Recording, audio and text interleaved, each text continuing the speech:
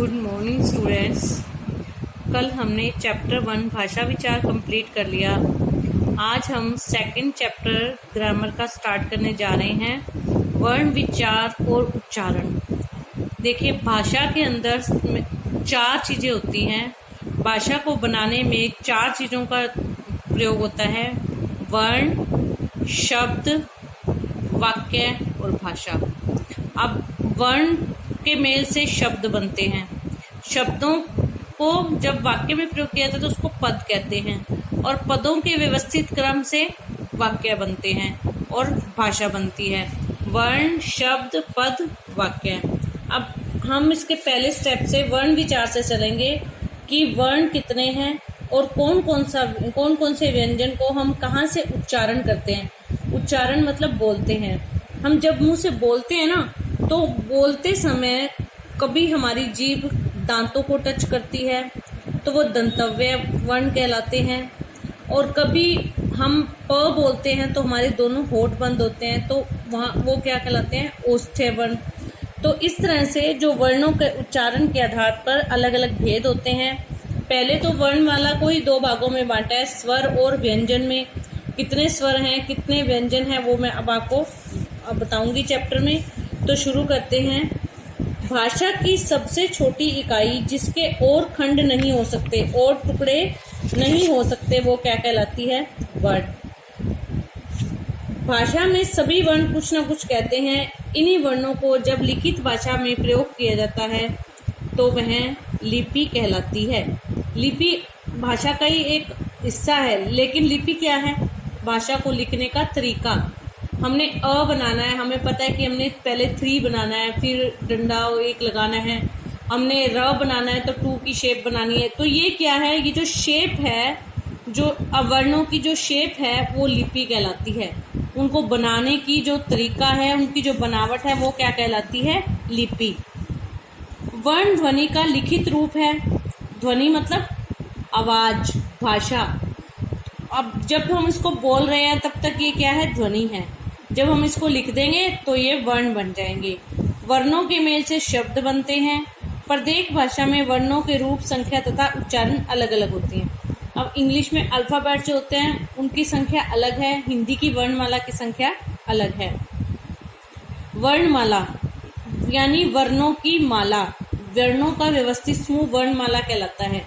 अब सारे जो वर्ण है ना, उनका जो मेल है, वो सभी वर्णों को ऐसे लेके गया ज्ञानी तक क्या कहते हैं, वर्णमाला।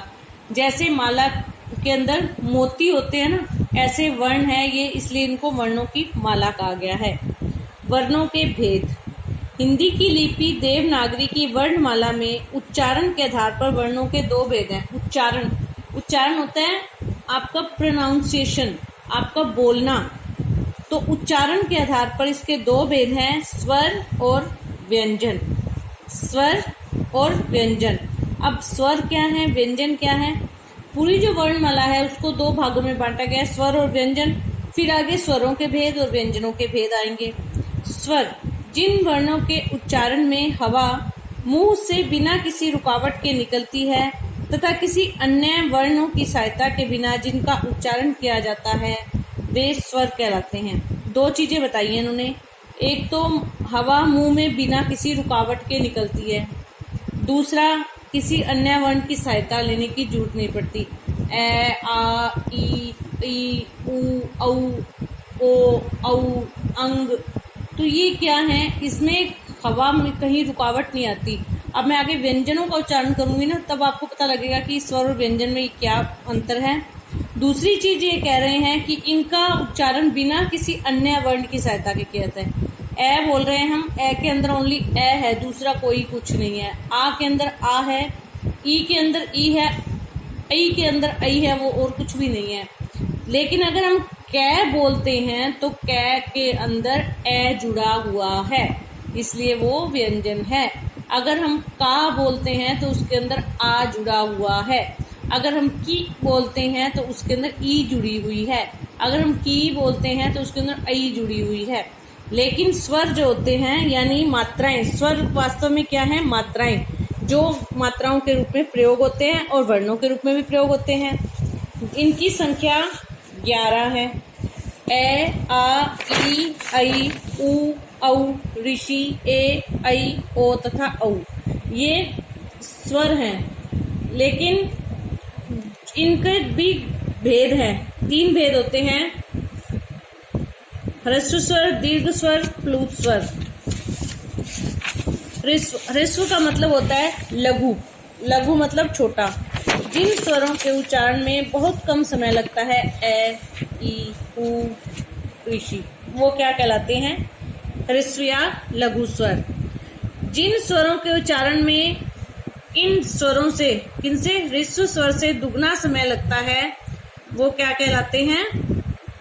दीर्घ स्वर। दीर्घ मतलब बड़े, ह्रस्व मतलब छोटे, और जिनमें ज्यादा समय लगता है वो दीर्घ। और दीर्घ स्वरों की संख्या 7 है और लघु स्वरों की संख्या 4 है। टोटल 11 स्वर है ना।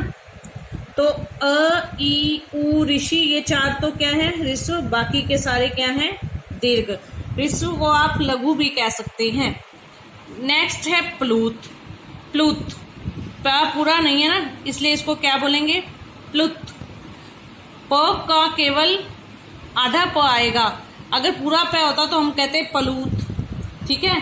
लेकिन आज जैसे हम स्त्री बोलते हैं ना, ऐसे प्लुत। तो जिन स्वरों के उच्चारण में ह्रस्व स्वरों से भी दुगना समय लगे वो तो दीर्घ बन गया। अब जब तिगना समय लगेगा तो वो क्या बन गए? प्लुत स्वर, जिनका चिन्ह उल्टा एस होता है, सीधा ऐसे ही समझो। हाँ, जिनको प्रयोग प्राय पुकारने और जोर से गाने या रोने के समय किया जाता है, जैसे हे राम, ओम। अब ये ओम, इसमें हमने 3 मात्रा का समय लगाया ना, हे राम।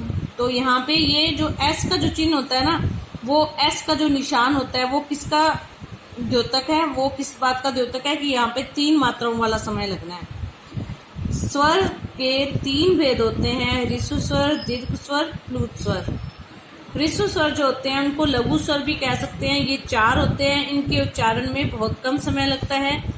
दीर्घ स्वरों में लघु स्वर या ह्रस्व स्वर से दुगना समय लगता है, ठीक है। ये 7 होते हैं। और जो प्लुत है ये क्या होता है? ये इनमें 3 समय लगता है, और ये रोने, पुकारने, इसके अर्थ में प्रयोग कहते हैं, हे राम, ओम, इस तरह से। आगे हैं अनुस्वार। स्वर और व्यंजन के अलावा 2 चीजें और भी हैं, अनुस्वार और अनुनासिक। ये हम कल करेंगे।